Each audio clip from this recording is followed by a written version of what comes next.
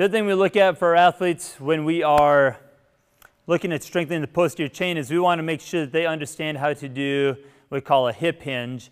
And hip hinge just means bending at the hip and not bending through the spine. And that's going to be able to teach our athletes to move in a way that really recruits and utilizes the glutes and the hamstrings and the muscles of the backside of the body.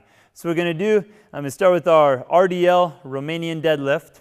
So she's going to bring feet shoulder width apart or maybe even a little narrower. Toes are pretty much straight ahead. Shoulder blades are squeezed.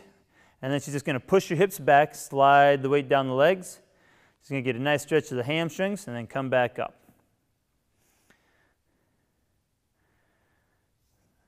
So we start teaching a double leg RDL. This will ultimately transition into a single leg RDL where we can really work on some single leg stability and posterior chain strength.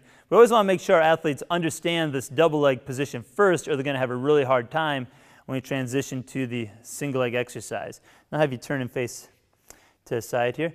So you can see as she goes down, she's going to initiate the movement by pressing her hips back. So she's going to keep all of her weight on her heels. Her shin angle is going to be pretty much vertical. And you can see she's staying flat through her back. So all the movement really occurs through the hip joint right there. She's not getting a whole lot of bend through the knee, just a little bit, and that looks great. Keep going. One thing we want to think about with this one is different athletes are going to have different amounts of flexibility on the backside of the body. So if she tends to be really stiff through the hamstrings, she might not be able to get as low while still maintaining good low back position.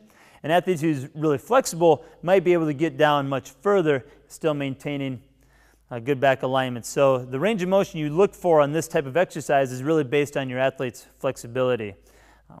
Last thing is, in this case, we're using dumbbells. We could also do this with barbells or with weight plates, medicine balls, lots of different versions we could use for the RDL.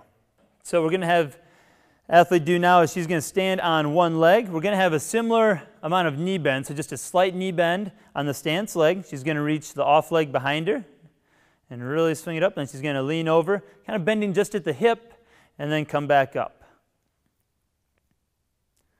So you can see now with that single leg stance, she's really got to work to maintain knee in line with the toes. We don't want that knee again twisting in or getting into that valgus position. The other thing we look for is that her hips stay level this way. So a common error you'll see is that the hips will tend to rotate upward on this swing leg side. So she's doing a nice job of keeping her hips level as she goes through the exercise. Now let's have you turn and face this way. Let's do a few more. So again, you're going to stand on the left leg, reach the back leg up. Oh, you got it. Again, moving through the hip, low back is in good alignment. And swing that back leg up a little higher now if you can. And then try not to let your back leg touch the ground as you come back up. There you go. Very good.